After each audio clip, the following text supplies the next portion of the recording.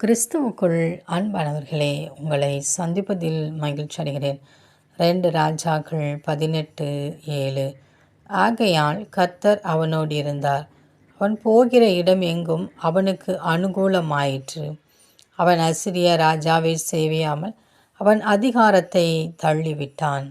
ஆம் பிரியமானவர்களே, நம் தேவனாகிய கர்த்தர் நம்மோடு கூட இருக்கும்போது நாம் போகிற இடமெங்கும் அவர் அனுகூலமாய் மாற்றி தருவார்.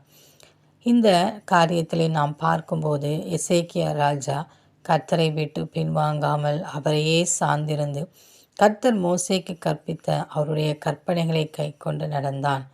ஆம் பிரியமானவர்களே, நாமும் நம் தேவனாகிய கர்த்தருடைய கற்பனைகளை கை கொண்டு அவருடைய மனதிற்கு ஏற்றபடி நாம் நடக்கும்போது நாம் போகிற இடத்திலும் கர்த்தர் நம்மோடு கூட இருப்பார்.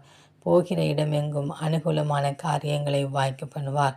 ஏனென்றால் நாம் அவருக்கு பிரியமானவர்கள், அவருடைய புத்திரர்கள், அவருடைய பிள்ளைகள். அவருடைய பிள்ளைகளாய் இருக்கும்போது அவர் தகப்பன் விருப்பத்தை நிறைவேற்றக்கூடிய பிள்ளைகளாய் நாம் காணப்பட வேண்டும். நான் என்னுடைய மனம் போல வாழ்வேன், தேவன் எனக்கு அற்புதம் செய்ய வேண்டும் என்றால் தேவன் அமைதியாக இருந்து கொள்ளுவார்.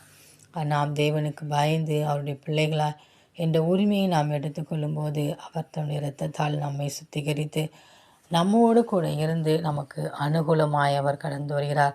எனவே நாம் அவருடைய கற்பனைகளை கை கொண்டு அவருக்கென்று நாம் உறுதியாய் நிற்போம். அனுகூலமான காரியங்களை தேவனிடத்திலிருந்து பெற்றுக்கொள்ளுவோம். அந்த தேவனின் அன்பு கரங்களை நாம் பற்றி கொண்டு அவரோடு கூட வாழ்வோம். ஆமேன்.